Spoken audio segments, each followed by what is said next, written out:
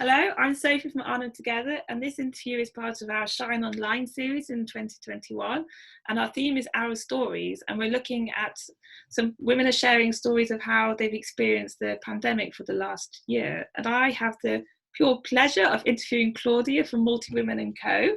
She has a series of podcasts where she interviews very empowering and inspiring women about several different themes, mainly under love, life and leadership.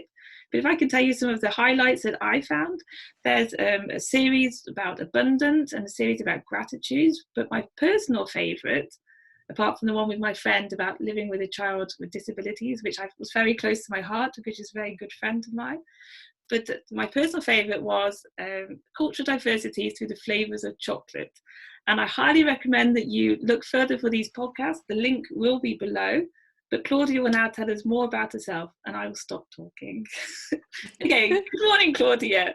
Could you introduce yourself a little and tell us about how you ended up in the Netherlands? Hey, good morning, and thank you for having me. Yes, like Sophie said, I'm Claudia, and I'm a podcast host for Multi Women & Co. It's also a company in one. And I've lived here in the Netherlands since I was 8, so basically the Netherlands is my home country. But I have lived in the West first, in Leiden, The Hague and Rotterdam, the big cities. And we moved to this area about 12 years ago, which quite a big difference, the cosmopolitan side and now on the east. How are you finding it? Well, it was my choice to move to this area, but I really did complain for many years because I missed the city vibe. I'm a city girl. But last year was the first time that I felt really grateful that we are living in this area of the country. I can understand. It finally paid off after all that waiting. Yeah, it took some time, but yeah. But I'm glad to hear it. Yeah. I'm just interested in how you think the lockdown has most affected your life. I mean, it can, from personal, professional perspective, I just want to know, how have you been the last year? Has anything good come out of this for you? Yeah, for me personally, the lockdown or the pandemic didn't affect me, not in a negative way, more maybe in a positive way, because, well, I am an introvert, and during the first lockdown, during the first lockdown, I felt really comfortable and safe. It was a real coming out for me as an introvert. So that was also the beginning of feeling the urge to do the things that I always said that I would do. Yeah, great. Yeah. And so during the pandemic, I also launched a podcast, for example. And of course, they're on a more global or collective level. I see the effects, and which, sometimes really breaks my heart to see what's happening in the world. And in that case, it affects me also, and not only me, of course, but we all are connected. So that is also the more awareness of that you're not alone, that I'm not alone, that basically nobody's really alone. And as we can see, the more collective issues. It sounds very much like you've taken this as firstly an opportunity to do things that you had obviously thought about for a long time, but also that you've looked out further at the world instead of a lot of people may feel of being in isolation, that feeling of you're on your own, but you've taken it very much in reverse, and you said, look what else is happening out here, and you've really opened yourself to all of that. Is that fair? Yes, absolutely. And like you said, it's somehow it was for me also a sign, okay, there's so much going on and there's so much work to do when we talk about racism, but also what effects the pandemic has, and the groups are between the groups who are pro-vaccines and anti-vaccines, but I believe there is also a third solution, and it's the middle way. But Yeah, I think the whole pandemic has speeded up what I was planning to do, and yeah, basically it's not because of the pandemic what I was doing. Okay, so that's very, as you say, a very positive experience that you've had.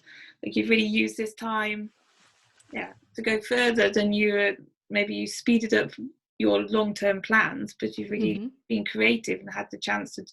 You really inspire me. I see all these people coming up with, I've done this, this, and this in the pandemic, and I wish I was that person. I think it's wonderful that you've taken this. Yeah, but why? Why would you wish that?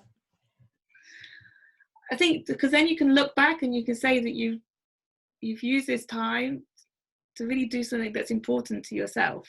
And if I could suggest, if I could refer to your amazing ebook that you've published, which I would like to tell people about, is this free online self-care book that you've put together entirely your own doing, and you've made it available for everybody. The link will be below this video, but you've really invested a lot into this, and I think it's marvelous that you've done this for others, to make others find their happy place, I believe are the words that you've used. Do you want to tell us a bit about that? Yeah, of course. Yes, I created this self-care ebook, and I also call it the mini guide. The easiest mini guide to self-care in minutes. It's based on the 5 senses we all have. Because self-care is something that I really discovered last year, and I saw it for many people, especially for mothers, I think. But what I wanted to do is to create something that is very simple to do, because we sometimes forget how easy things can be done in just a few minutes. I mean, if you can go to the toilet, you have time to do some self-care. And it's something that we are not aware of, but we have to remind ourselves of taking the time. And even by breathing, well, I just read this sweet quote that every breath is a little love note to your body. Oh, that's so beautiful. Yeah, and I've never seen breathing like that. I mean, I know breathing is the essence of life, right? Because no breath, no life. But if you can see this as little love notes to your body, whatever is happening to you at that moment, it changes everything. I mean, I get now goosebumps because I feel it.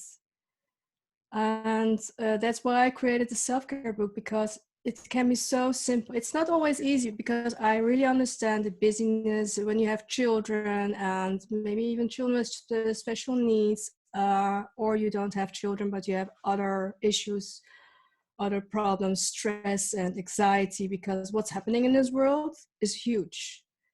And there are so many things that are coming up, and I think it's nothing new what's happening now, but it's more visible and more tangible. And thanks to the internet and social media, we see a lot of things. So sometimes you have to protect yourself for the overload on news and what is fake news, and but it's nothing new. And I think we all learned and have seen it thanks to the pandemic, that we have to do something. If you are planning to do something, this is the time to stand up, to speak up. And self-care is basically a practice. What you have to know, it's nothing that you have to do, but it's something you can do to what you can do for yourself. Because if you are planning to give the best of you, you can't give it from an empty vessel. So you have to take care of yourself. So it's a reminder. It's really simple. Maybe some people think, oh, is this everything in this ebook? I mean, this is so, obvious. I like the fact it's simple. Like, for me, that really appealed. It's very easy just to build it into my normal day. What you were saying is, it's also every breath is a gift, and it's about taking just a moment to acknowledge this and to be in that moment. It's not asking you for an hour. I mean, it's almost impossible at the moment to find an hour to be self-care time, but just to introduce small steps. And I think it's really, it's a great resource that you've made available. So thank you. Oh, thank you. Just out of interest, you mentioned when we've talked before about a particular mantra that you had set for yourself for this last year. And I was wondering if you could share it, and if it was, which came first, the lockdown or the mantra? The lockdown, yeah. Basically, this mantra, I started this mantra in January, so this year. And my mantra is, I expand my world, I expand my reality. And meaning it's my inner world, the more subtle world, and the outer world, what's happening outside, the more tangible material world. Because this mantra was born out of partly frustration, but also fear about what's happening in this world when we talk about racism, but also the effects of the pandemic and the people who are speaking up or think they have the right to speak up. And yes, we are privileged that we live in this country and we are free of speech. But sometimes I really feel, a bit angry maybe also, because it's not about whether you're against something or pro something. It's about the bigger picture and the community and the commonwealth. And this mantra helped me to accept what's happening in this world, and to accept also that there are people who are so different. But those people are here, and I think they are also afraid. So that's also for me a reminder. Okay, those people, and I don't improve their behavior, because like racism, it's a no-go for me. It's a zero tolerance. But I have to learn about the cause, and I really need to understand. And that's what I always try to understand, why those people act in a way that I think it's a really interesting point. You also said earlier about the internet. We're exposed to a lot more information and a lot more news than we used to be. So we also hear more about both sides of the story.